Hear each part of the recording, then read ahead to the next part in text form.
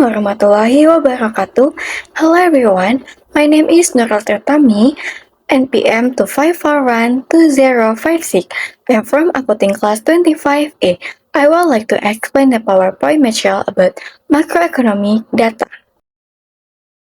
Pengertian data makroekonomi.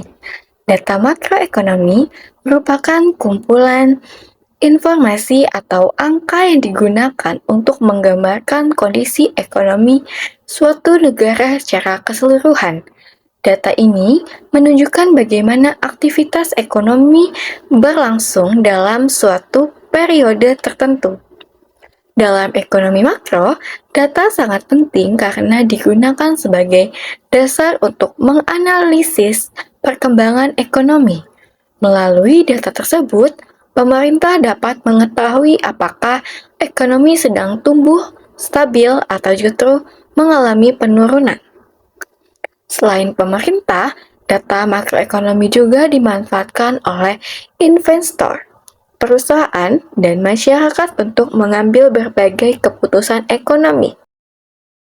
Tujuan data makroekonomi. Tujuan utama data makroekonomi adalah memberikan gambaran mengenai kondisi ekonomi suatu negara.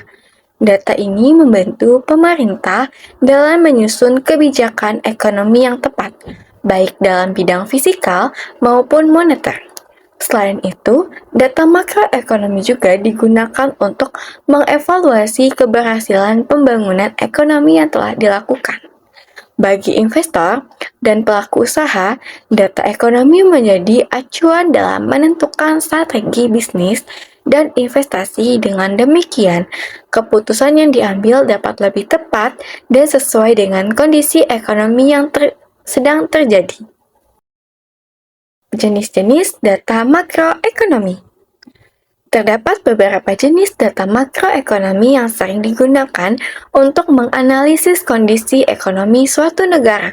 Beberapa di antaranya adalah produk domestik bruto atau PDB, inflasi, tingkat pengangguran, suku bunga, neraca perdagangan, dan pendapatan nasional.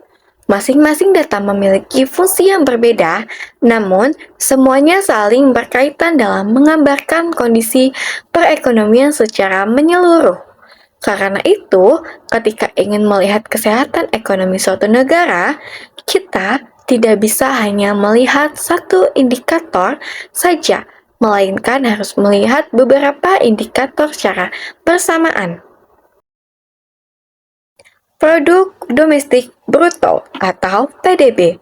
Produk domestik bruto atau PDB adalah nilai total barang dan jasa yang dihasilkan oleh suatu negara dalam periode tertentu. Biasanya 1 tahun. PDB sering digunakan sebagai indikator utama untuk mengukur pertumbuhan ekonomi. Jika nilai PDB meningkat dari tahun sebelumnya, maka ekonomi dianggap mengalami pertumbuhan. Sebaliknya, jika PDB mengalami penurunan, maka hal tersebut dapat menjadi tanda bahwa aktivitas ekonomi sedang melemah. Sebagai contoh, meningkatnya produksi barang, jasa, dan kegiatan usaha akan mendorong peningkatan nilai PDB sehingga pertumbuhan ekonomi juga akan meningkat. Inflasi. Inflasi adalah kondisi ketika harga barang dan jasa mengalami kenaikan secara umum dan terus-menerus dalam jangka waktu tertentu. Inflasi yang rendah dan stabil sebenarnya masih dianggap normal dalam suatu perekonomian. Namun, jika inflasi terlalu tinggi, maka daya beli masyarakat akan menurun karena harga kebutuhan menjadi semakin mahal. Inflasi dapat disebabkan oleh meningkatnya permintaan masyarakat, kenaikan biaya produksi, maupun jumlah uang beredar yang terlalu banyak. Contohnya, ketika harga beras, minyak goreng, dan kebutuhan pokok lainnya naik secara bersamaan dalam waktu yang cukup lama, maka kondisi tersebut dapat disebut sebagai inflasi. Tingkat pengangguran. Tingkat pengangguran menunjukkan jumlah masyarakat yang belum memiliki pekerjaan tetapi sedang mencari pekerjaan. Data pengangguran digunakan untuk melihat kondisi pasar tenaga kerja dalam suatu negara. Semakin tinggi tingkat pengangguran, maka semakin besar pula tantangan ekonomi yang dihadapi. Pengangguran dapat terjadi karena berbagai faktor, seperti kurangnya lapangan pekerjaan, rendahnya keterampilan tenaga kerja, atau perlambatan pertumbuhan ekonomi. Tingkat pengangguran yang tinggi dapat berdampak pada meningkatnya kemiskinan dan menurunnya kesejahteraan masyarakat. Suku bunga. Suku bunga merupakan biaya yang harus dibayar ketika seseorang meminjam uang atau imbal hasil yang diperoleh ketika menabung. Di Indonesia, kebijakan suku bunga ditentukan oleh Bank Indonesia sebagai bank sentral. Ketika suku bunga naik, masyarakat cenderung lebih memilih menabung dan mengurangi pinjaman. Sebaliknya, ketika suku bunga turun, masyarakat lebih tertarik untuk meminjam uang dan melakukan investasi. Oleh karena itu, suku bunga memiliki pengaruh yang besar terhadap kegiatan ekonomi, investasi, dan konsumsi masyarakat. Neraca perdagangan. Neraca perdagangan adalah perbandingan antara nilai ekspor dan impor suatu negara. Ekspor merupakan kegiatan menjual barang ke luar negeri, sedangkan impor adalah kegiatan membeli barang dari luar negeri.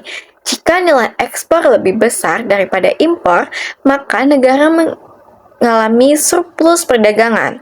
Sebaliknya, jika impor lebih besar daripada ekspor, maka negara mengalami defisit perdagangan. Data neraca perdagangan penting karena dapat menunjukkan kemampuan suatu negara dalam bersaing di pasar internasional serta kondisi perdagangan luar negerinya. Peran data makroekonomi. Data makroekonomi memiliki peran yang sangat penting dalam kehidupan ekonomi suatu negara.